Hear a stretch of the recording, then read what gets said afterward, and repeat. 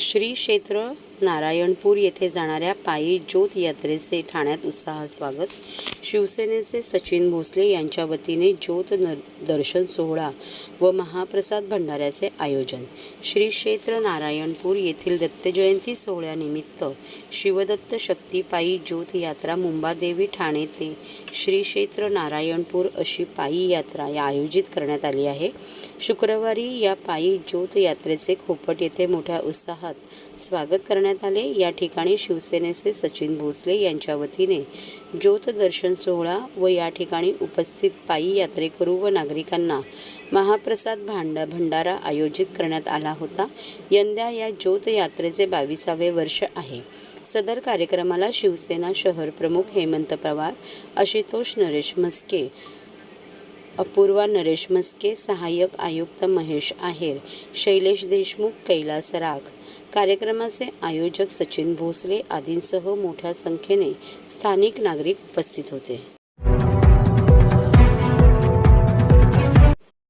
ठाणेकर मालमत्ता करदात्यांसाठी करातील व्याज माफी अभय योजना 31 डिसेंबर 2023 पर्यंत मालमत्ता करावरील 100% व्याज माफ. तसेच 1 जानेवारी ते 15 जानेवारी 2024 या कालावधीमध्ये मालमत्ता करावरील 75% व्याज माफ. त्याचप्रमाणे 16 जानेवारी ते 31 जानेवारी 2024 या कालावधीमध्ये मालमत्ता करावरील 50% व्याज माफ. तरी सदर व्याज माफीच्या अभय योजनेचा ठाणेकर करदात्यांनी लाभ घ्यावा. महानगरपालिकेच्या कोणत्याही संकलन केंद्रावर कर भरण्याची सोय आहे. ATM, डेबिट, क्रेडिट कार्डद्वारे कर भरण्याची सुविधा उपलब्ध करून देण्यात आली आहे. सोमवार ते शनिवार या दरम्यान सकाळी 10:30 ते सायंकाळी 5 वाजेपर्यंत संकलन केंद्राची वेळ असून करदात्यांच्या सोयीसाठी रविवारी संकलन केंद्र सकाळी 10:30 ते दुपारी 1:30 वाजेपर्यंत सुरू ठेवण्यात येत आहेत. यासोबतच ठाणे महानगरपालिकेच्या propertytax.thanecity.gov.in या संकेतस्थळावर ऑनलाईन पद्धतीने मालमत्ता कर भरण्याची सुविधा उपलब्ध करून देण्यात आली आहे. तसेच गुगल पे, फोन पे, पेटीएम आणि भीम ॲपद्वारे आपला कर सुलभतेने जमा करू शकता.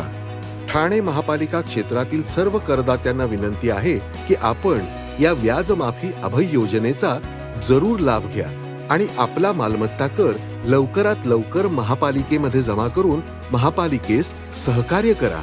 धन्यवाद.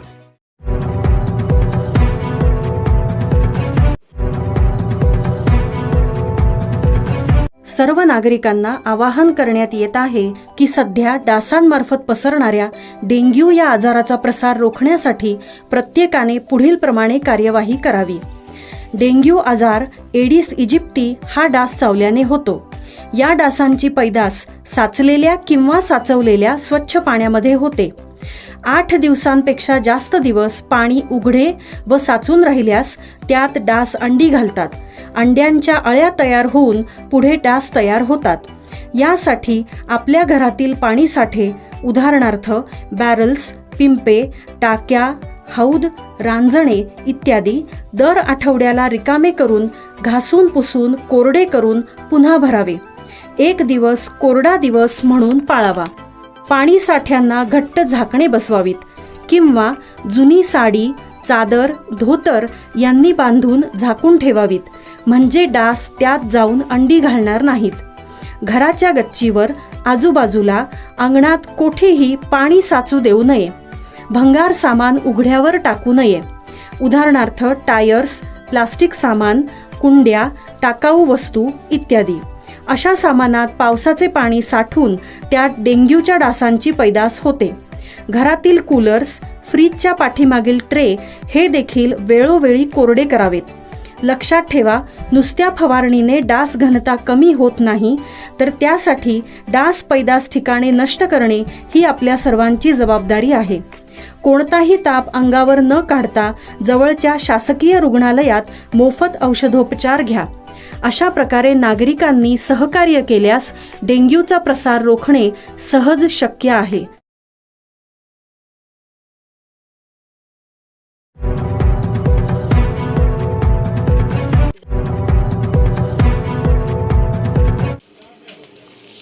शहरात पत्नी व 2 मुलांची निर्घृण हत्या करून फरार झालेल्या आरोपी गुन्हे शाखा घटक 5 वागळे ठाणे शहरकडून जेरबंद. दिनांक 21 डिसेंबर 2023 रोजी सौ भावना अमित बागडी वय 24 वर्ष, कुमार अंकुश अमित बागडी वय 8 वर्ष व कुमारी खुशी अमित बागडी वय 6 वर्ष या मयत महिलेचा पती अमित धर्मवीर बागडी हा कासरवडली गाव येथे शिंगेचाळ येथे राहत असणाऱ्या आपल्या बायकोचा आणि 2 मुलांचा निर्घृणपणे खून करून पसार झाला होता. त्याबाबत कासरवडवली पोलीस स्टेशन येथे गुन्हा रजिस्टर नंबर 418/2023 भादवी 302 प्रमाणे गुन्हा दाखल करण्यात आला.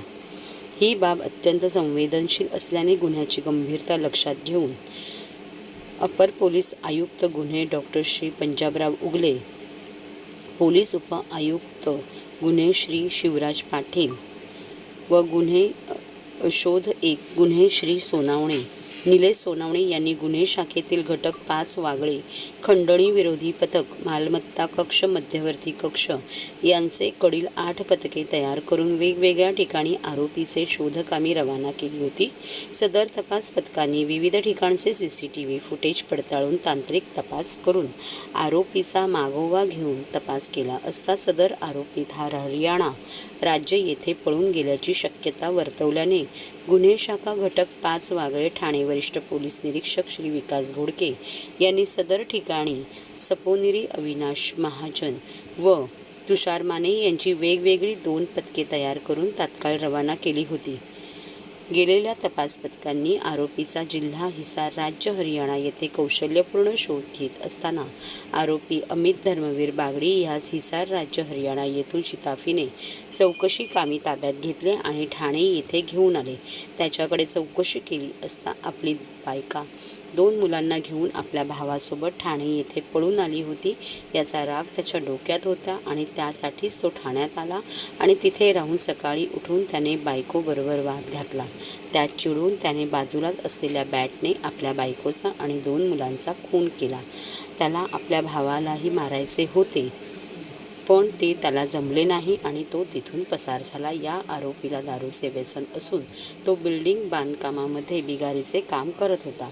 सदरची कारवाई पोलीस आयुक्त श्री आशुतोष डुमरे, पोलीस सह आयुक्त श्री दत्तात्रय कराळे, अपर पोलीस आयुक्त गुन्हे डॉक्टर श्री पंजाबराव उगले, पोलीस उप आयुक्त गुन्हे श्री शिवराज पाटील व सहाय्यक पोलीस आयुक्त शोध 1 गुन्हे श्री निलेश सोनावणे यांच्या मार्गदर्शनाखाली गुन्हे शाखा वागळे घटक 5 ठाण्याचे वरिष्ठ पोलीस निरीक्षक श्री विकास घोडके, सहाय्यक पोलीस निरीक्षक भूषण शिंदे, पल्लवी ढगे पाटील, अविनाश महाजन, पोलीस उपनिरीक्षक तुषार माने, सुनील अहिरे, पोलीस हवालदार रोहिदास रावते, सुनील निकम, जगदीश न्हावदे, माधव वाघचौरे, सुनील रावते, पोलीस नाईक तेजस ठाणेकर, उत्तम शेळके, पोलीस शिपाई यश यादव या पथकाने तसेच गुन्हे शाखेतील वरिष्ठ पोलीस निरीक्षक आनंदराव राणे, योगेश आव्हाड, सहाय्यक पोलीस निरीक्षक सुनील तारमळे, भूषण कापडनीस या पथकाने केली आहे.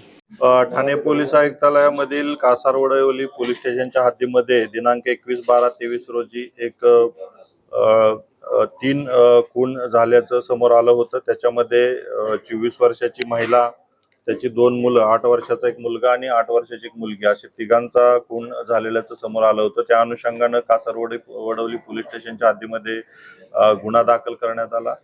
त्यानंतर माननीय पोलीस आयुक्त Ashutosh Dumre sir, joint CP sir, additional CP उगले सर अतिशय संवेदनशील हा जो मर्डर झालेले होते या अनुषंगानं सूचना देण्यात आलेल्या होत्या की तात्काळ यामध्ये आरोपी अरेस्ट होणं गरजेचं आहे. त्या अनुषंगानं गुन्हे शाखेच्या वतीनं आपण 8 पोलीस पथकं आपण तयार करण्यात आली होती. याच्यामध्ये ACP डिटेक्शन 1 निलेश सोनवणे यांच्या नेतृत्वाखाली आपण ही सगळं पथक स्थापन करण्यात आली होती. याच्यामध्ये युनिट 5चे सिनियर PI विकास घोडके आणि त्यांची पूर्ण टीम, खंडणी विरोधी पथक, सेंट्रल युनिट आणि प्रॉपर्टी सेल अशा सगळ्यांचे मिळून आपण टीम तयार केल्या होत्या. याच्यामध्ये जे काही मर्डर केला होता त्यानंतर आरोपी पलायन झाला होता आणि त्या अनुषंगानं काही CCTV फुटेज असेल, तांत्रिक तपास असेल, टेक्निकल तपास असेल या अनुषंगानं तपास करण्यात आला आणि जी काय माहिती मिळाली होती की सदरचा आरोपी हा बाहेरच्या राज्यामध्ये पसार झालेला आहे, त्या अनुषंगानं माहिती मिळाल्यानंतर आपल्या 2 टीम हरियाणा राज्यामध्ये त्याचं मूळ गाव आहे आरोपीचं, त्या ठिकाणी आपण रवाना केल्या होत्या. आणि आपण टेक्निकल ज्या काही टीम आपलं प्रोव्हाइड करत होता असिस्टन्स, त्या अनुषंगानं हा आरोपी काल 48 तासाच्या आतमध्ये आपल्याला दुसऱ्या दिवशी रात्री त्या ठिकाणी हिसार रेल्वे स्थानक आहे हरियाणामध्ये, त्या ठिकाणी तो आपण त्याला ताब्यामध्ये घेतलेला आहे. अतिशय उत्कृष्ट असा तपास या टीमनं केलेला आहे. या टीममध्ये अधिकारी API Bhushan Shinde, API Pallavi Dhage, API Avinash Mahajan, PSI तुषार माने, PSI सुनील आहिरे, PSI API Sunil Tarmale, API Bhushan Kapadnis आणि त्यांच्या पूर्ण टीम यांनी हे तपास अतिशय उत्कृष्ट करून 48 तासामध्ये आपण त्याला जेरबंद करू शकलो. तर अतिशय संवेदनशील ट्रिपल मर्डर हा तपास होता आणि याच्यामध्ये आपण त्याला आरोपीला ताब्यात घेतलेला आहे. आरोपीला ताब्यात घेतल्यानंतर आपण इंट्रोगेशन मध्ये असं समोर आलं की त्याचं लग्न झाल्यानंतर 3-4 वर्षानंतर त्याची पत्नी आहे ती त्याच्यापासून पळून गेली होती आणि त्यामुळे त्याच्या डोक्यामध्ये राग होता आणि हा काही महिन्याभरापूर्वी हा ठाण्यामध्ये आलेला होता आणि हा यांच्यासोबत राहत होता. आणि ज्या दिवशी मर्डर झाला त्या दिवशीही त्यांचं काही वैयक्तिक भांडण झालं. त्या ठिकाणी त्यांनी ते प्री प्लॅन्ड असल्यामुळे त्या ठिकाणी त्यानं जी बॅट होती त्यानं त्या पत्नीच्या डोक्यामध्ये मारून प्रचंड असं चेहऱ्यावरती त्याचा मारा करून त्याचं मर्डर केलेलं आहे. आणि त्या ठिकाणी 2 मुलं सुद्धा त्यांची होती, त्यांनाही त्या बॅटनं मारून त्या तिघांचा मर्डर केलेला आहे. तर तपास अजून चालू आहे. आणखीन काही घटना त्याच्यामध्ये रिव्हील होतील, त्या अनुषंगाने आपण तपास करणार आणि याच्यामध्ये स्ट्रॉंग चार्जशीट करून आपण त्याला कन्व्हिक्शन कशा पद्धतीने होईल आपण त्या पद्धतीने तपास करणार.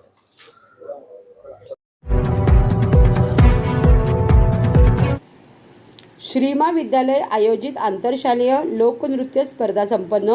श्रीमा ट्रस्ट संचालित श्रीमा विद्यालय ऑफ घोडबंदर रोड, पातलीपाडा, ठाणे पश्चिम या संस्थेतर्फे आयोजित करण्यात आलेल्या 19व्या आंतरशालेय लोककला नृत्य स्पर्धेत पवार पब्लिक स्कूल भांडुपने प्रथम क्रमांक पटकावला. श्रीमा हॉल, सिद्धिविनायक मंदिर, श्रीमा विद्यालयासमोर, पातलीपाडा, घोडबंदर रोड, ठाणे पश्चिम येथे ही स्पर्धा संपन्न झाली. विविध 11 शाळांनी या स्पर्धेत सहभाग घेतला. 175 विद्यार्थ्यांनी दर्शवलेल्या लोककलेचा नेत्रदीपक नृत्याविष्कार उत्कृष्टपणे सादर केला गेला.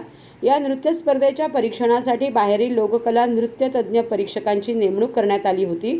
ग्रामीण व शहरी लोककलांची संकल्पना बालमनात रुजावी आणि लोककलांचा मौल्यवान सांस्कृतिक ठेवा महाराष्ट्रात चिरकाल जपून ठेवावा या सदहेतूने या आंतरशालेय लोककला नृत्य स्पर्धेचे वर्षानुवर्षे आयोजन केले जात आहे. द्वितीय क्रमांक NKT स्कूल खारघर, तृतीय क्रमांक श्रीरंग विद्यालय इंग्रजी माध्यम, प्रोत्साहनार्थ 2 शाळा, 1 श्रीरंग विद्यालय मराठी माध्यम आणि 2 डॉन बॉस्को उत्कृष्ट कोरिओग्राफर, 1 श्रीमा विद्यालय आणि 2 पवार पब्लिक स्कूल, 3 NKT इंग्रजी माध्यम. स्पर्धेतील विद्यार्थ्यांना श्रीमा ट्रस्टचे चेअरमन श्री गोपाल सर यांच्या शुभहस्ते बक्षिसे वितरित करण्यात आली. ठाण्यामध्ये झेब्रा क्रॉसिंग नव्या रंगात.